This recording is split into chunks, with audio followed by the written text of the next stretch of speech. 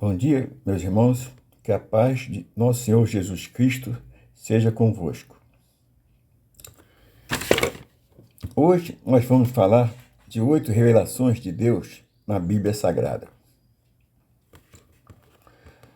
Vocês que já assistiram ao vídeo revelando a nossa verdadeira origem espiritual, notaram que neste vídeo trata-se de uma revelação de Deus na Bíblia Sagrada. Aos que não assistiram ainda, recomendo assistir, porque vale a pena assisti-lo. A revelação de Deus é vertical. Ela desce do alto através do espírito de sabedoria e de revelação. A interpretação humana é horizontal. É falha e não é de Deus. O que vai ser dito hoje, aqui, é muito forte e difícil de se entender, mas é para que o Deus de nosso Senhor Jesus Cristo, o Pai da Glória, vos dê em seu conhecimento o espírito de sabedoria e de revelação. Existem 2 tipos de sabedoria. A sabedoria que vem do alto, Tiago, capítulo 3, versículo 17, que é primeiramente pura, depois pacífica, moderada, tratável, cheia de misericórdia e bons frutos, sem parcialidade e sem hipocrisia. E existe a sabedoria terrena, que é mundana, animal e diabólica. Tiago, capítulo 3, versículo 15. Eu sugiro a vocês que peguem papel e caneta para anotar os versículos para posterior estudo bíblico. Primeira revelação. Qual é a idade da Terra? Satanás usa a sabedoria terrena para fazer com que os cientistas afirmem que a Terra tem milhões de anos, o que é impossível.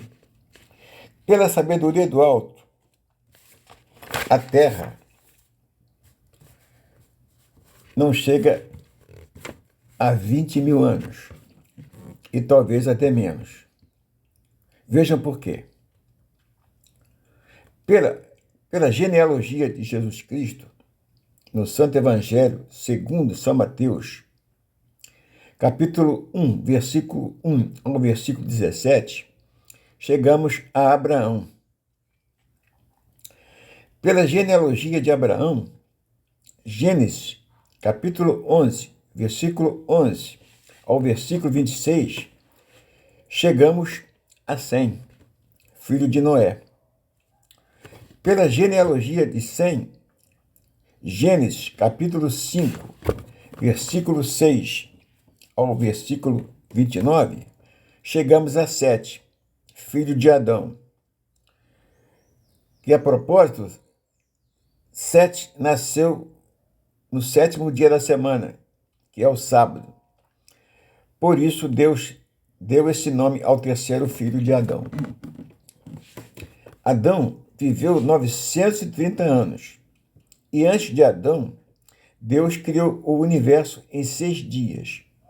E descansou no 7º dia e o santificou. E antes da criação, a terra era sem forma e vazia, e havia trevas sobre a face do abismo. Gênesis, capítulo 1, versículo 2. O livro de Jó foi escrito há 6.000 anos atrás. Jó era bisneto de Sem, filho de Noé. De Noé a Adão não se chega a 10.000 anos, ou até menos. Dentro dessa lógica, a Terra não chega a 20.000 anos, ou até menos. Baseados em que os cientistas afirmam que a Terra tenha milhões de anos. Há alguns anos atrás, acharam um fóssil de um dinossauro no Piauí. Então veio um paleontologista alemão estudá-lo. E depois de vários dias de estudo, Ele concluiu que o fóssil era de um dinossauro que teria vivido há 200 anos, há 200 milhões de anos. Sem comentário. Segunda revelação. Qual foi a origem e destino dos dinossauros? Todos os seres viventes foram criados no sexto dia da criação. Gênesis capítulo 1, versículo 24 ao versículo 31. Inclusive Adão e Eva.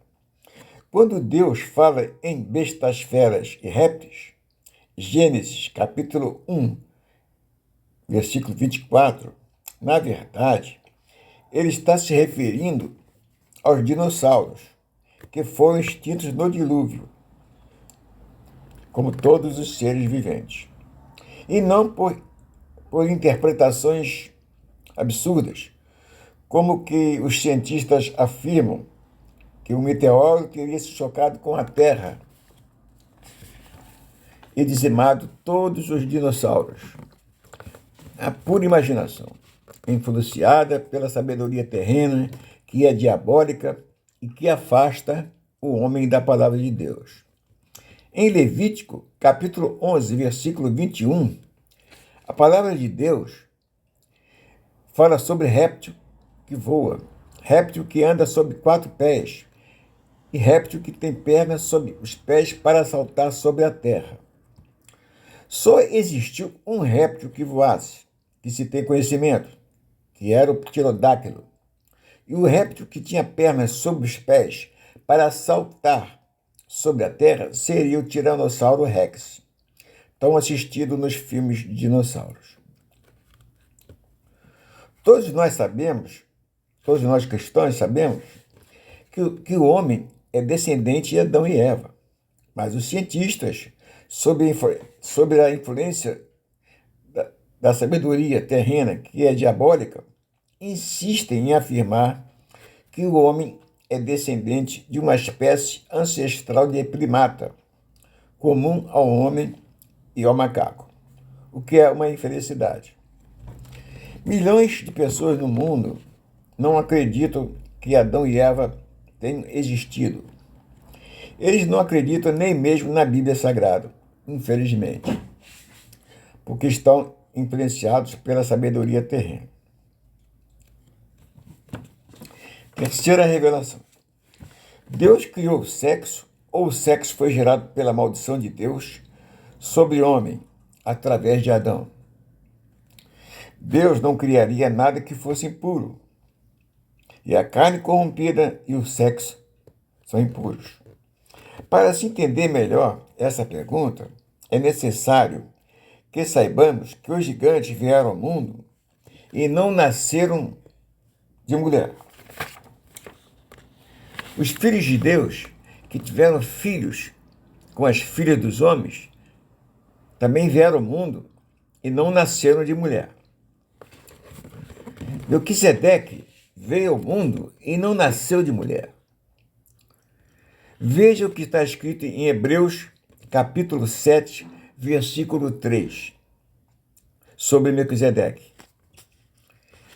Sem pai, sem mãe, sem genealogia, não tendo princípio de dias, nem fim de vida, mas sendo semelhante ao Filho de Deus, permanece sacerdote para sempre. Veja o que está escrito em Jó, capítulo 14, versículo 1. O homem nascido de mulher é de bem poucos dias e cheio de inquietação, subentendendo que haveria outra maneira do homem vir ao mundo sem ser pela mulher. Se Adão e Eva não tivessem pecado, se Deus não tivesse amaldiçoado o homem, e se essa maldição não tivesse gerado o sexo, que é animal.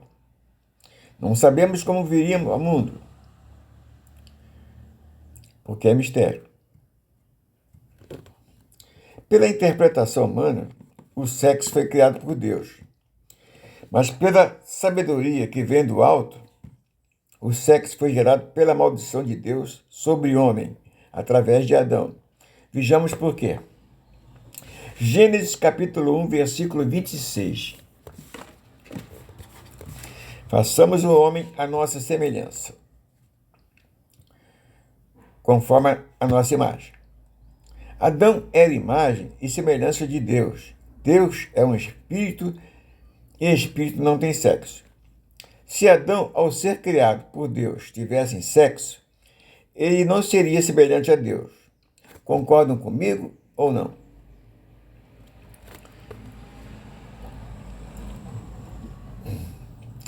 Adão tinha um corpo puro e perfeito, semelhante a Deus.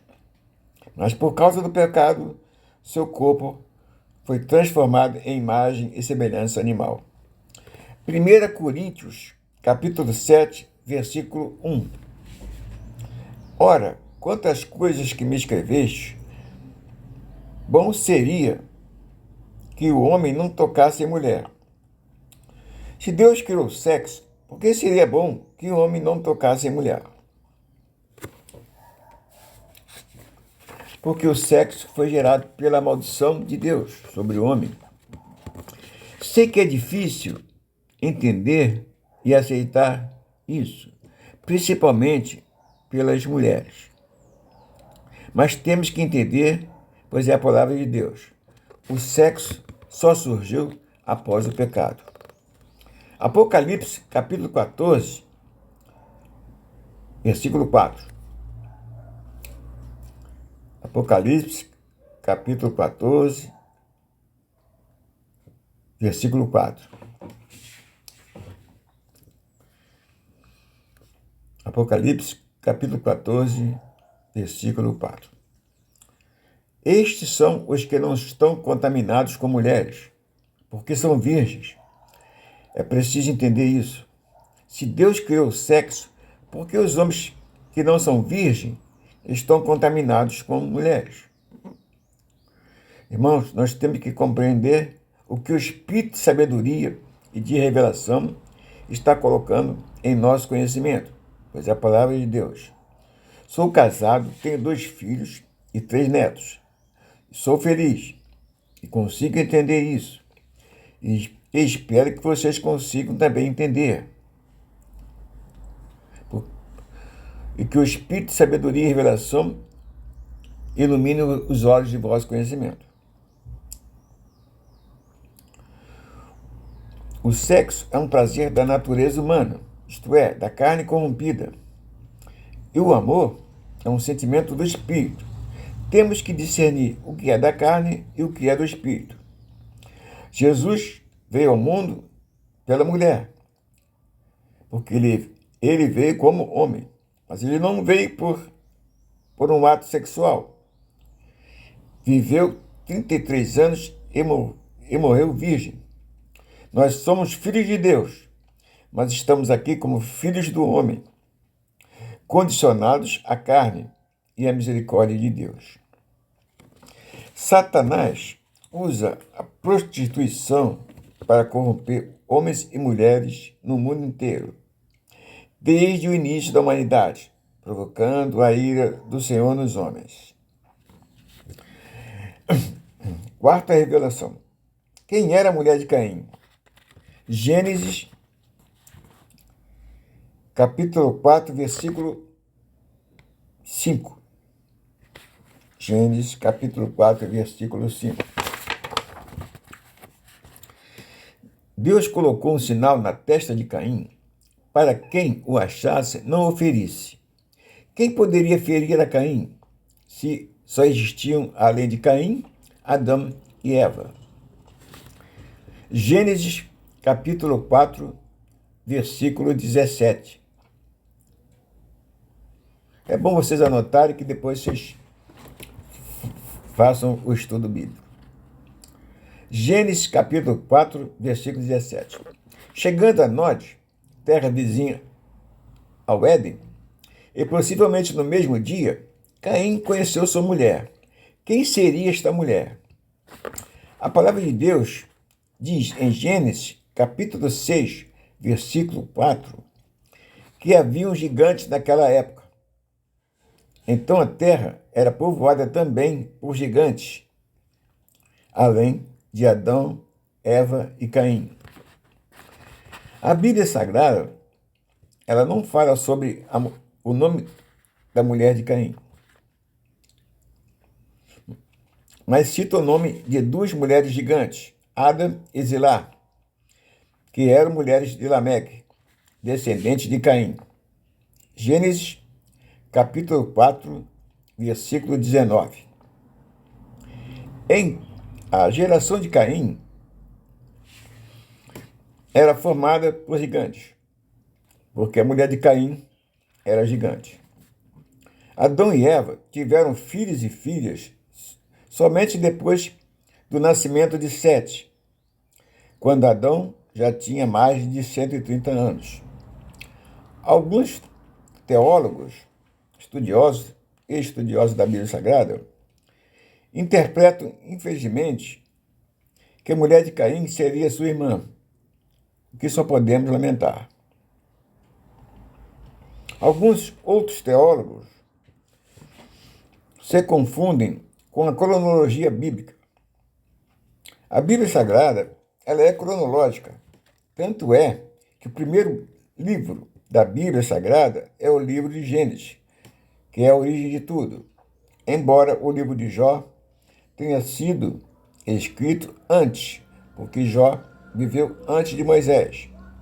E o livro do Apocalipse é o último, que fala sobre o fim dos tempos.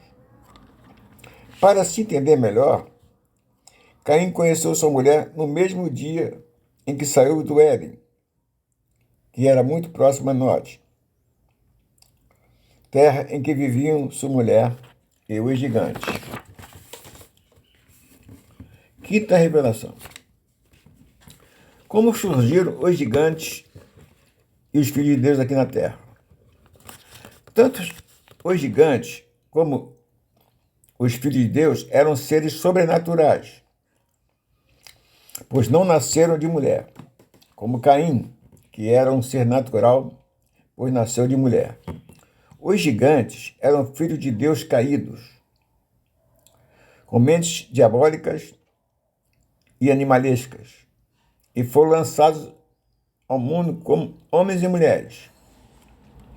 Já os filhos de Deus não eram gigantes e também não nasceram de mulher, mas por terem natureza humana sobrenatural, tiveram filhos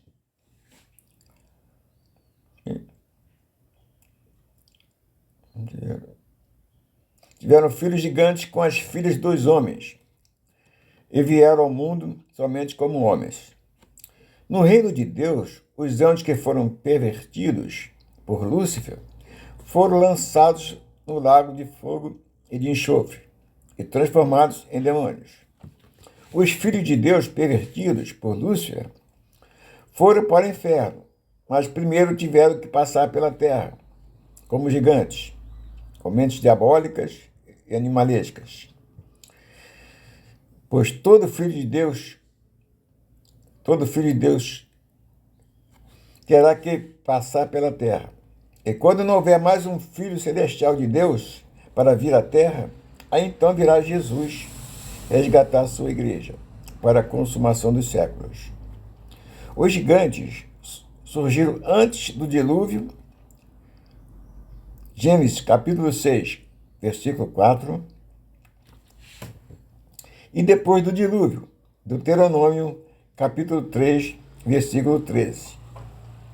E os filhos de Deus também surgiram antes do dilúvio, Gênesis capítulo 6, versículo 2, e depois do dilúvio, Jó capítulo 1, versículo 6. Nós somos filhos de Deus, porque a nossa origem espiritual é celestial. Mas estamos aqui como filhos do homem, porque nascemos humanamente condicionados ao pecado.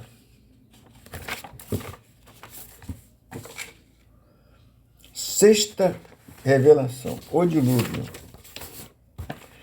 A Bíblia Sagrada diz que todos os seres viventes foram destruídos no dilúvio, inclusive os dinossauros. Mas a Bíblia Sagrada é um livro de mistério, de sabedoria e de revelações. E Deus está revelando hoje que antes do dilúvio não existiam animais mamíferos no mar. Porque os animais mamíferos são animais terrestres criados por Deus para viver em terra.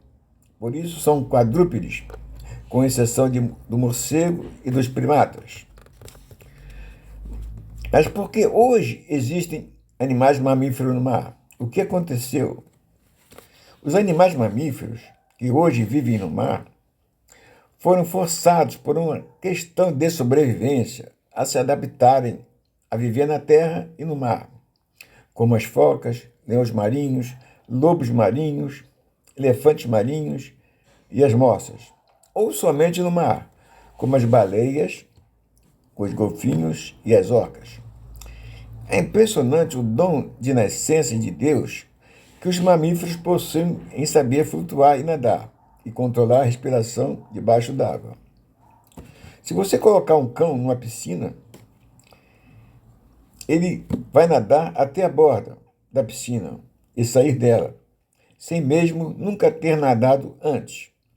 Você já viu uma foca nadando debaixo d'água? Parece um peixe. Você já viu um urso polar debaixo d'água? Que facilidade de nadar e de controlar a respiração debaixo d'água. Já vi muitas reportagens. Onças nadando no rio do Pantanal, Mato Grossense, cavalos atravessando rios no oeste norte-americano, zebras e gnus nadando nos rios da África. Mas a cena que mais me impressionou foi de um elefante de 5 toneladas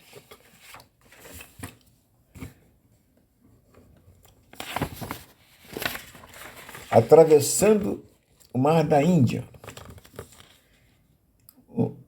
O Mar na Índia, de uma praia para uma ilha. Quando o animal entrou na água, eu pensei que ele iria afundar, o que não aconteceu. A equipe do famoso e renomado explorador francês Jacques Cousteau filmou debaixo d'água, a 4 ou 5 metros de profundidade, o animal flutuando, nadando e mantendo a tromba fora d'água, por causa da respiração. Foi impressionante como um animal de 5 toneladas poderia flutuar e nadar, só mesmo com o dom natural de Deus, de poder se adaptar ao mar. Antes do dilúvio, não havia animais mamíferos no mar. Os animais ancestrais e originais dessas espécies viviam em terra e eram quadrúpedes, e foram forçados a se adaptarem a viver no mar. Esses animais, para se adaptarem ao mar, sofreram metamorfoses através de gerações seculares. Algumas espécies mantêm ainda algumas características primitivas dos seus ancestrais. O único motivo que poderia forçar esses animais a se adaptarem ao mar por uma questão de sobrevivência seria o dilúvio, e também pela vontade de Deus. Não sabemos o que aconteceu, porque é mistério de Deus. Assista no meu canal YouTube O Dilúvio, com mais detalhes. Sétima revelação. Qual a nossa origem espiritual? Onde estávamos nós quando Deus fundava a terra? No livro de Jó, capítulo 38, versículo 4, Deus pergunta a Jó: onde estavas tu quando eu fundava a terra? No versículo 7, Deus continua: quando os anjos juntos cantavam alegremente e todos os filhos de Deus, que éramos nós, jubilavam. No versículo 21, o próprio Deus responde a Jó: de certo, tu o sabes, porque já então eras nascido. Na Epístola aos Efésios, capítulo 1, versículo 3, Deus diz que fomos abençoados com bênçãos espirituais nos lugares celestiais. No versículo 4, Deus diz que fomos eleitos antes da fundação do mundo para sermos santos e irrepreensíveis. No versículo 5, Deus diz que fomos predestinados para sermos filhos por adoção de Jesus Cristo. Não podemos nos lembrar do nosso passado espiritual, porque esse passado está em mistério, conforme está escrito em 1 Coríntios, capítulo 2, versículos 7 e 8, que diz: Mas falamos a sabedoria de Deus, oculta em mistério, a qual Deus ordenou antes dos séculos, para a nossa glória, a qual nenhum dos príncipes desse mundo conheceu, porque se a conhecessem, nunca crucificariam ao Senhor da glória. Oitava revelação. Por que o número da besta é 666? Apocalipse, capítulo 17, versículo 8. A besta que viste foi e já não é, e há de subir do abismo, e irá para a perdição. E os que habitam na terra, cujos nomes não estão escritos no livro da vida, desde a fundação do mundo, se admirarão vendo a besta que era e já não é, mas que virá. 666 é a medida em milímetros de um côvado, que era uma antiga medida de comprimento.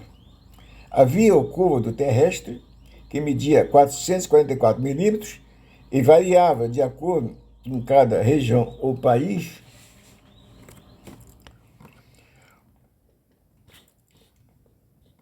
E havia o côvado hebreu e bíblico, que media o côvado terrestre, 444 milímetros, mais a medida de um palmo, que é 222 milímetros, perfazendo o total de 666 milímetros. Em Apocalipse, capítulo 1, versículo 17, a palavra de Deus diz que côvado é a medida de um anjo, que diz: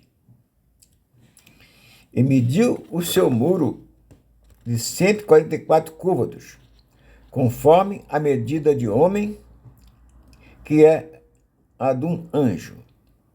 Qual o tipo de anjo que teria essa medida?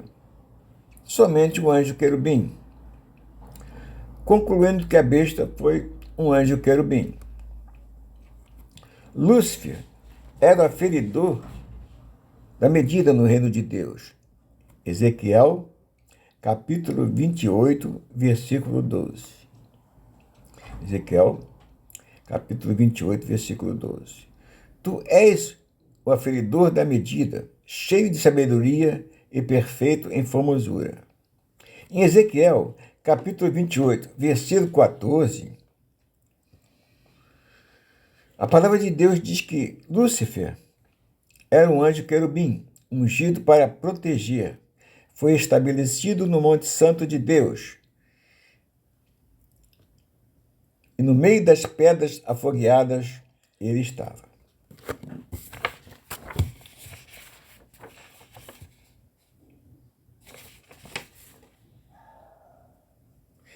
Em se tratando de 666, existia um homem, na verdade um papa, que tem na soma dos valores numéricos das letras do seu nome o total de 666. Este papa, como é o conhecimento de todos, é o João Paulo II. Todo papa, quando toma posse no Vaticano, recebe um título nominal em latim, mais precisamente no latim antigo. O latim é a língua oficial do Vaticano. Então, seu título ficou Ioannis Pavlos Papa II. No latim antigo, a letra V substituía a letra U. Somando os valores numéricos das letras do seu nome, que são algarismos romanos, perfaz o total de 666. Se não vejamos, Ioannes, nós temos o I, que vale 1. Em Pávilos, nós temos o V, vale 5, o L vale 50, mais um V, que vale 5. Temos somando 60. Papa não tem algarismo romano. Segundo, o C vale 100, o V vale 5 e o D vale 500. Na palavra segundo, faz 65. Somando tudo, dá o total de 666. Verdade ou não, coincidência ou não, não sabemos ainda, mas sabemos que a vinda de nosso Senhor Jesus Cristo será precedida de manifestações do anticristo. Segundo Tessalonicenses, capítulo 2, cuja vinda é segundo a eficácia de Satanás, com todo o poder e sinais e prodígios de mentira. Não sabemos como o anticristo virá, porque também é mistério.